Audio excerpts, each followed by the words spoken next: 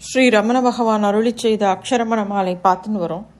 இன்னைக்கு நம்ம பார்க்கக்கூடிய பாட்டு பீதியில் உனைசார் பீதியில் எனை சேர் பீதி உன் தனக்கு ஏன் அருணாச்சலா அப்படிங்கிற பாட்டு.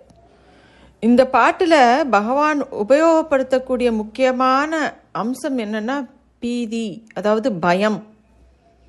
நம்ம எது பயப்பட வைக்கிறது அதுதான் பீதிங்கிறோம். முதல் வார்த்தையிலேயே பீதியில் உனைசார் அப்படிங்கிற அந்த அருணாச்சலத்தை அந்த வார்த்தை குறிக்கிறது. பீதியில் எனை சேர் அப்படிங்கிறது நம்மளை குறிக்கிறது. பீதி உன் தனக்கு ஏன் அருணாச்சலா அப்படின்னு மூன்றாவதா ஒரு பீதியை பற்றி பேசுகிற. பீதியை உனைசார் அப்படிங்கிறதோட அர்த்தம் பயமற்ற உன்னை சேர்வதற்கு. அடுத்தது பீதியில் என்னை சேரன்னா பயத்திலேயே இருக்கிற என்னை சேர்வதற்கு. அடுத்த வார்த்தை பீதி உன் தனக்கு ஏன் அருணாச்சலா, என்னை சேர்றதுக்கு உனக்கு என்ன பயம்பா அருணாச்சலான்னு அருணாச்சலனை பார்த்து கேட்குறார். இந்த பாட்டு ஒரு கோணத்தில் பார்த்தா பிரார்த்தனை, இன்னொரு கோணத்தில் பார்த்தா கிண்டல். பயமே இல்லாத அருணாச்சலா, என்னை சேர்றதுக்கு உனக்கு என்ன பயம் அப்படின்னு அருணாச்சலத்தை பார்த்து தூண்டுற மாதிரி பேசுகிறார். இது ஒரு நிந்தாஸ்துதி மாதிரி தான். பகவான் அருணாச்சலத்தை பார்த்து நான் உன்னை சேரணும்னு நினைக்கிறேன், ஆனால் நான் என் முயற்சியில் ஏதோ ஒரு செயல் செஞ்சுட்டு இருக்கேன் அப்படின்னு நான் நினச்சிட்டு இருக்கேன். நீ என்கிட்ட சேரணும், அப்படி வந்துட்டா அது எனக்கு ரொம்ப சுலபமாயிடும். இப்போ நம்ம இங்கேருந்து திருவண்ணாமலைக்கு காரில் போகிறோம். திருவண்ணாமலை மலையை நெருங்கும் போது சட்டுன்னு நம்ம மனசில் மலை நம்மளை நோக்கி வர மாதிரி தெரியும். ஒரு இன்டர்னல் ரியாலிட்டி அது. இன்னொன்று, அது நம்மளை அழைக்காம நம்மளால் அங்கே வரவே முடியாது. அதே சமயம் நம்ம கூட யாராவது ஒருத்தர் வந்திருக்காருன்னா அவர் திருவண்ணாமலை வந்துடுதா அப்படின்னு கேட்பார். இது எல்லா ஊருக்கும் பொருந்தும். இங்கே அருணாச்சலத்தை உதாரணமாக வச்சு பேசும்போது இந்த வார்த்தையை சொல்கிறோம். அப்போது எக்ஸ்டர்னல் ரியாலிட்டி என்னன்னா, நம்ம தான் திருவண்ணாமலை நோக்கி போயின்னு இருக்கோம், ஆனால் திருவண்ணாமலை அங்கேயே தான் இருக்குது. ஆன்மீகத்தில் அதாவது வாழ்க்கையில் நடக்கிற எல்லா விஷயங்களும் அதுவாக நிகழும். ஆனால் நம்ம என்னமோ நம்ம தான் தேடி தேடி அங்கே போகிற மாதிரிலாம் நம்மளே நினச்சிப்போம். ஒன்று நம்ம நல்லா நினைவில் வச்சுக்கணும். குருவை நம்ம நினைக்கிறோம், குரு வாக்கியங்களை படிக்கிறோம். அப்போ என்ன ஆகுது, நமக்குள்ளே இருக்கிற தெளிவு கூடிண்டே போகிறது. குருவோட வாக்கியம் நம்மளை அடுத்த நிலைக்கு கொண்டு போகிறது. ஆனால் நம்மளோட அகங்காரம் என்ன சொல்லும்னா, நம்ம தான் குருவை நோக்கி போய் எல்லாத்தையும் கற்றுக்கொண்டோம் அப்படின்னு சொல்லும். அவரோட புஸ்தகங்களை படித்து படித்து தெளிவு நமக்கு கிடைச்சது அப்படின்னு நம்ம நினச்சிப்போம். ஆனால் உண்மையிலே நடக்கிறது என்னன்னா, குரு தான் நம்மளை நோக்கி வருவார். இதெல்லாம் நீ தெரிஞ்சுக்கோ அப்படிங்கிறதுனால இந்த மாதிரி விஷயங்களை நம்ம கையில் கொண்டு கொடுப்பார். இப்போ சூக்ஷ்மமாக நமக்கு என்னென்ன உபதேசங்கள் வேணுமோ அது குருக்கு தெரியும், அதை நமக்கு எப்படியாவது சொல்லி கொடுப்பார். அதே மாதிரி பகவானே நான் உன்னை நோக்கி வரும்போது எனக்கு தெரியறது, ஆனால் உண்மையான உண்மை என்னன்னா நீ தான் என்னை நோக்கி வரணும் அப்படின்னு கேட்குற. பாபாவை நோக்கி பக்தர்கள்லாம் வரும்போது நீங்கள் எங்கே வந்திருக்கீங்கன்னு பாபா கேட்பாராம். ஆமாம் பாபாஜி, ஒரு தீர்த்த யாத்திரை மாதிரி போய் சுவாமியெல்லாம் தரிசனம் பண்ணலான்ட்டு வந்திருக்கோம் அப்படின்னு வந்தவா சொல்லுவாளாம். இப்போ பாபா சொல்லுவாரா, நான் உங்ககிட்ட வந்திருக்கேன்ப்பா, அதனால தான் நீங்கள் ஷீரடிக்கு என்கிட்ட வந்திருக்கீங்க, நீங்கள் வரணும்னு நான் நினச்சேன் அப்படின்பாராம். ஸ்ரீ வைஷ்ணவத்துலேயும் இந்த தத்துவம் இருக்குது. ஜீவாத்மா முயற்சி பண்ணி நாராயணனை அடையிறதுங்கிற விஷயமே கிடையாது. ஜீவாத்மா முயற்சி பண்ணுறதை விட 1000 மடங்கு முயற்சியை நாராயணன் ஜீவாத்மாவை நோக்கி பண்ணுறாராம். இந்த விஷயம் ரொம்ப ஆழமான ஒரு விஷயம்.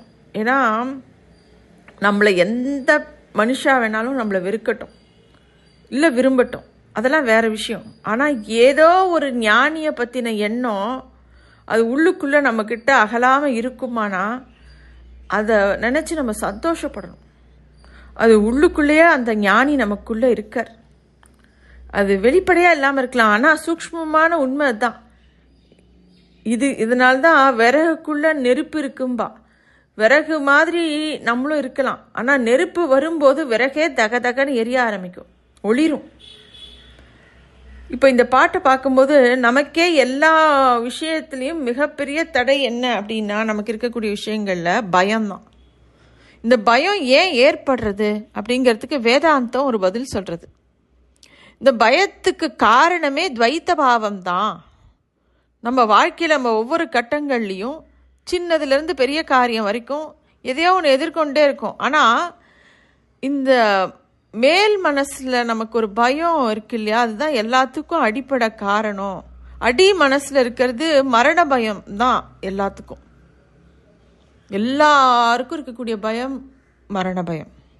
இந்த பயத்தை நம்மளோட சாதாரண அர்த்தத்தில் சொல்லப்படுற தைரியத்தை கொண்டு நம்மளால் அழிச்சிட முடியுமான்னா முடியாது.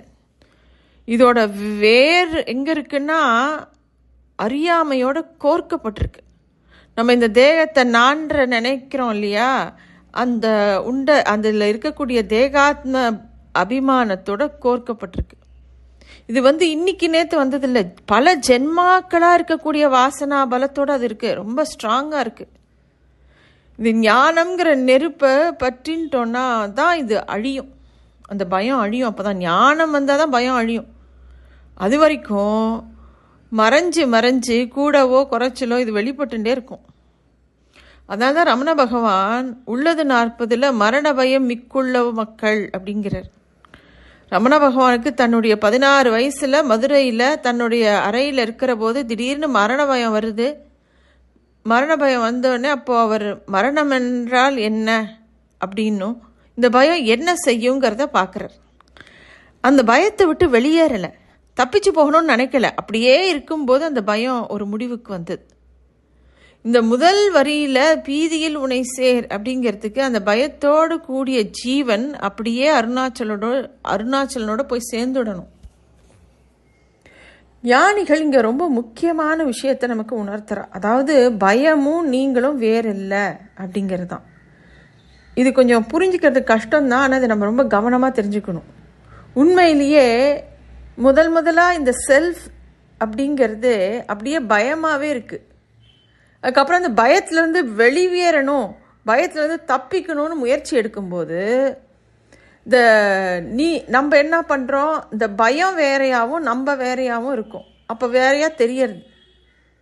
இப்போ நீங்கள் பயமாகவே இருக்கும்போது வெறும்ன அதை பார்த்தாலே போதும், பயமாக இருக்குங்கிறத பார்த்தாலே போதும், அதுதான் ஒரே வழி. இதோ நான் பயமாக இருக்கேன் அப்படின்னு அப்படியே நிற்கிறது.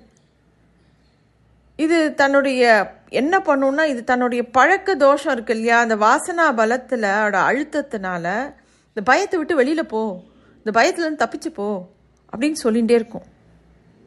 அது என்ன வேணால் செய்யட்டும், அப்படிலாம் மனசில் தோணினா கூட அதை வெறும்னா நம்ம பார்க்கணும்.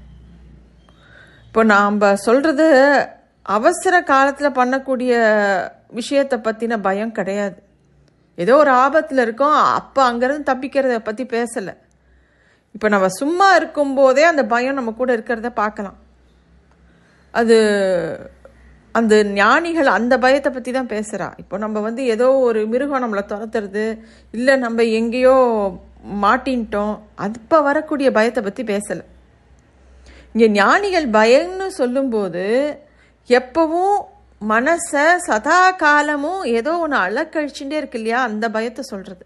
ஏன்னா அது அதாவது செல்ஃப் தனியாக பிரிச்செடுத்து அந்த ஒரு செப்பரபிள் உணர்வை நமக்கு கொடுத்துடுத்து. அப்போ எப்போ செல்ஃப்லேருந்து நம்ம தப்பிக்கிறோமோ அப்போல்லாம் அந்த பயம் வந்துடும். அதை தீர்க்க, அதாவது அந்த பயத்துலேருந்து வெளியேறணும்னா அந்த நகர்ந்துட்டே இருக்குது, அங்கே நம்மளை விட்டு நகர்ந்துட்டே இருக்குது. தான் நகர்றது மூலமாக பயத்துலேருந்து வெளியில் போயிடலாம் அப்படின்னு நினச்சிக்கிறது. ஜெய கிருஷ்ணமூர்த்தி இந்த மூமெண்ட் அப்படிங்கிறத கவனிக்க சொல்லுவார். உண்மையிலேயே இது பயத்தில் ஓடுறதுப்பா, இது பயத்தில் ஓடும்போது ஏற்படுற உணர்வு தான் நமக்கு வரக்கூடிய மன உளைச்சல், நிம்மதி இல்லாமல் இருக்கிறது, வெறுப்பு வருது, மனசு சுத்தமாக சரியில்லைன்னு சொல்கிறது, எனக்கு ஒரே ஸ்ட்ரெஸ்ஸாக இருக்குதுன்னு சொல்கிறது. இப்போது என்னெல்லாம் வார்த்தைகள் நம்ம இப்போ சொல்கிறோமோ அது எல்லாத்தையும் போட்டுக்கலாம். இதுக்கெல்லாம் காரணம் என்ன, இந்த மூமெண்ட் ஆஃப் மீ இப்படி ஓடிண்டே இருக்கிறத நிறுத்துறதுக்கு அருணாச்சலா நீ வா அப்படிங்கின்னு கேட்குறார் பகவான் அருணாச்சலை பார்த்து. இல்லாட்டி இது ஓடிண்டே இருக்கும். ஏன்னா பகவான் இறுதியாக ஒரு விஷயத்தை ரொம்ப தெளிவுபடுத்துகிறார். நான் பீதியோடு இருக்கேன், பயத்தோடு இருக்கேன், என்கிட்ட இருக்கிறது பயம் மட்டும்தான் அப்படின்னு நான் திடமாக உணர்றேன். இதை என்னால் ஒன்றும் பண்ண முடியாது. சாதாரண வாழ்க்கையில் இந்த பயம்தான் பலவிதமான வேஷங்களை போட்டுன்னு என்னை அலக்கழிக்கிறது. அதனால் இந்த பீதியோடு உன்னை சேர வரேன்ப்பா அப்படிங்கிறார். இங்கே ஒரு விஷயத்தை கவனிக்கணும். இந்த பயத்திலிருந்து தனக்கு ஒரு தற்காலிகமான விடுதலையை பகவான் கேட்கல. ஆறுதலாக 4 வார்த்தை சம்பிரதாயத்துக்காக நான் இருக்கேன் பயப்படாத அப்படின்னு சொல்லிட்டு போகக்கூடிய ஆறுதலை பற்றி பேசலை. நம்ம இங்கே இருக்கக்கூடிய பெரும்பான்மையான பேர் என்ன பண்ணுறோம், அதை பற்றி தான் பேசுகிறோம். இப்போதைக்கு நமக்கு அங்கேருந்து தப்பிக்கணும். ஆனால் பகவான் என்ன பண்ணுறாருன்னா, ஒட்டு மொத்தமாக அடி ஆழம் வரைக்கும் அந்த பயம் வேர் விட்டு பரவி இருக்கிறத பார்த்துட்டு அதை ஒத்துண்டு அந்த பயத்தை நோக்கி சொல்கிறார், உன்னை சேர வருகிறேன் அப்படிங்கிறார். ஜெயகிருஷ்ணமூர்த்தி அடிக்கடி observing the root of fear அப்படின்னு சொல்லிகிட்டே இருப்பார். அப்போ தான் இந்த பய உணர்வு என்ன அப்படிங்கிறத நம்ம உண்மையிலே உணர முடியும். இல்லைன்னா அதுலேருந்து தற்காலிகமாக தப்பிச்சுட்டே இருக்கணும்னு நினைப்போம். அதனால்தான் பகவான் இங்கே பீதியில் உன்னை சார் அப்படிங்கிற வார்த்தையை போடுறார். நான் பயம் அப்படிங்கிறத முழுசாக எனக்கு என்கிட்ட ஆக்கிரமிச்சுட்டு இருக்கு, அப்படியே நான் வந்துடுறேன், என்னால் நீயும் வந்துடு. அப்போ தான் இந்த அஜ்ஞானங்கிற பயத்தை, அறியாமங்கிற பயத்தை, மரணங்கிற பயத்தை நீ வெட்டி வீழ்த்த முடியும். இப்போது பீதி உந்தனக்கு ஏன் அருணாச்சலா அப்படின்னு வித்தியாசமாக ஒரு வரியை போடுறார்.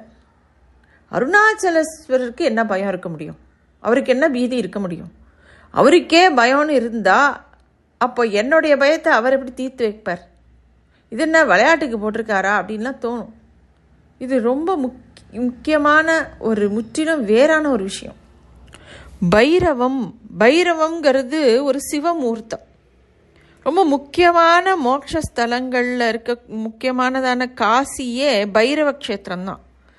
இதுக்கு என்ன அர்த்தம் அப்படின்னா, பீரு இதி பைரவஹா அப்படின்றது அர்த்தம்.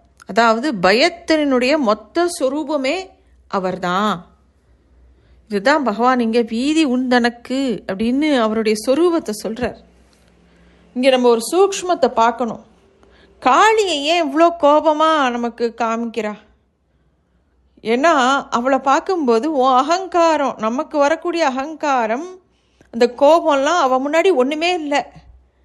நம்மளுக்கு வர கோபத்தை சர்வசாதாரணமாக அவள் விழுங்கிடுவா. அப்படி நம்மளுடைய அகங்காரத்தை பயமுறுத்துறதுக்காகவே இருக்கக்கூடிய ரூபம் அது. அது கோபத்துக்கும் மகா கோபம். அதே தான் இங்கேயும் நம்மளுடைய அகங்காரமும் அறியாமையும் மனசும் உருவாகக்கூடிய பயங்கிறது அந்த பைரவத்துக்கு முன்னாடி ஒன்றுமே கிடையாது. அது பயத்துக்கே பயம் காட்டக்கூடிய வஸ்து தான் அந்த பைரவம். பைரவம்ங்கிறது he fears nothing but everything fears him. எல்லாமே அவரை பார்த்து பயப்படும், அவர் யாரை பார்த்தும் பயப்பட வேண்டியதில்லை. ஏன்னா இந்த இயற்கை அதாவது பணிகளை பண்ணிகிட்டே இருக்குது. சூரியன், சந்திரன், காடு, மலை, நெருப்பு அதாவது தர்மத்தை பண்ணுறது. இந்த தர்மத்தை ஒரு வஸ்துக்கு பயந்து தான் பண்ணுறது. ஆனால் எந்த வஸ்துக்கு பயப்படுறதோ அந்த வஸ்து யாருக்கும் பயப்படுறதில்லை.